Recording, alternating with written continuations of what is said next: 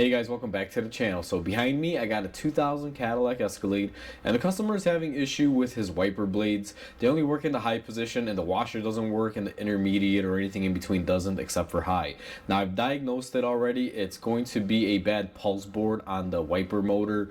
And before we go ahead and begin and replace this, guys, if you guys haven't subscribed to the channel, hit the subscribe button down below. Definitely smash that like button because it helps the channel out. And with that said, let's go ahead and get started on this video. Now before we go ahead and begin, I did want to show you guys, this is what a pulse motor board is.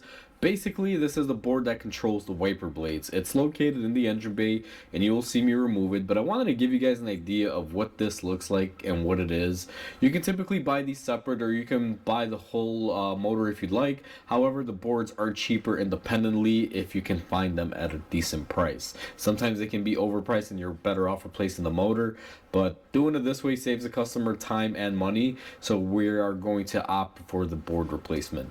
Now let's go ahead and get you guys in the engine bay and show you guys how we do this. It's going to be a really quick, simple, easy install. So I have you guys positioned in the engine bay, and I'm going to show you where the motor is located. It's going to be right up here on the driver's side portion of the dash. It's usually held in by 3 screws or Torx bit fittings. It just really depends on if you've replaced it or not before. Now what I like to do is go ahead and disconnect my connector by pulling up on the tab, and I'm trying to do this so I don't get in the way of you guys. So we went ahead and we just disconnected that, put it to the side if it'll stay there. And what you're going to want to do is go ahead and remove this center bolt right here for the cover. That one comes off, and you should remove it off all the way. Now that we have that one off, what we're going to do is loosen the bottom one a little bit, and we are going to take off this top one. So let me see if I can get in here without blocking your view. So we loosened up our bottom, and now our top should come off. Alrighty. And it's just that simple. We are pretty much there. Once we remove this cover here, which will kind of fight you a little bit, go ahead and remove it. It has these little cutouts. They're not fully enclosed. To give you guys a better visual of it, you will see here, see how those aren't fully enclosed. You can basically slide it in and out. That's why we didn't fully remove that last screw on there. Now most kits will come with a new cover. If you want, you can go ahead and do so and use it. Ours didn't. And the way we get these off is quite simple. You're going to want to pull out straight. Now sometimes they will pop out for you. Sometimes you got to go in there and kind of wiggle them out. But basically just pull out straight forward. It's quite simple and easy. They usually don't get stuck on there unless it's fried, and then if that is the case, you are replacing the motor. But for the most part, they slide right off. Now I got my new one in my hand, guys, and I figured I'd show you guys a little bit up close on these. Typically what you're going to be looking out for when you reinstall it are these little electrical tanks here. You guys can see those are the contacts, and you also have these 3 right here that'll line up with the motor. To give you guys a good idea where that is, it's going to be right here. Typically it'll slide right in. So the way you're going to want to install this is go ahead and grab it, and you're going to line up the plug connector with the little groove slot that it has in there for it.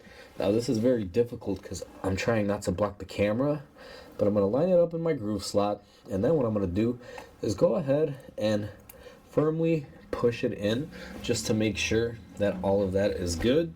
Once I have it into place, you're going to want to take your cover and go ahead and reinstall it. Now this doesn't click into place or make any sort of noise, which to be honest with you can be kind of daunting, but just make sure it's snug in there, and then go ahead and install your bolt there, or your screw more or less.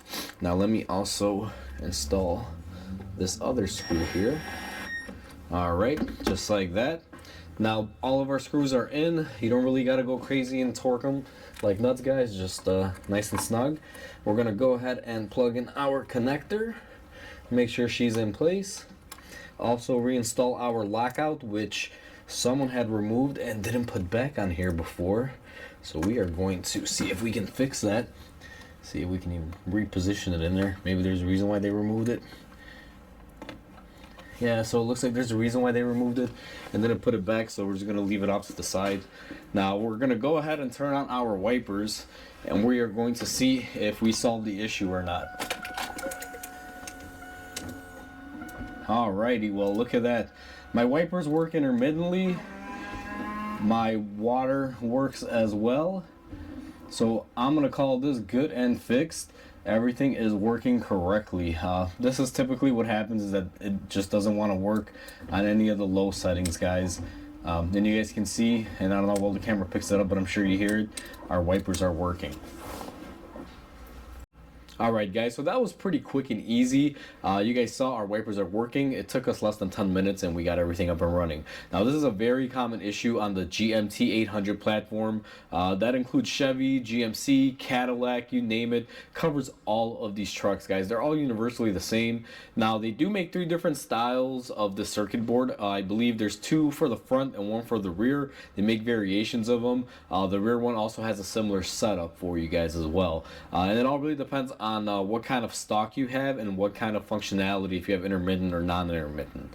Now it's a very common thing that happens, that people will misdiagnose. I've seen this misdiagnosed before by people replacing the stock or recommending the stock that's inside the truck, thinking that the contacts went bad in there, when all too wildly it's just basically the controller underneath the hood. And the common giveaway is that it only works on high, because most people don't keep it on the high setting that much, so it kind of burns out the resistors on the lower speeds, and the high speed setting, which requires full power, will typically work. So just want to give you guys this little brief description here, but we're all said and done. Hopefully you guys enjoyed this video. Please comment, like, and subscribe, because it definitely helps the channel grow. Hope you guys have a wonderful day, and I'll catch you guys on the next video.